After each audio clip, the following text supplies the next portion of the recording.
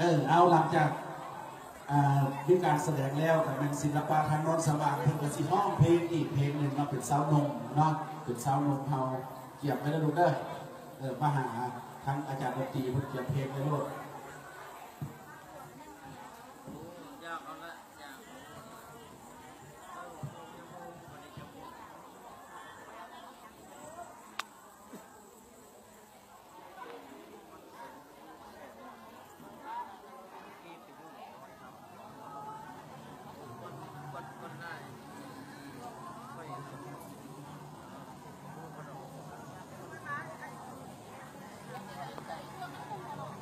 เ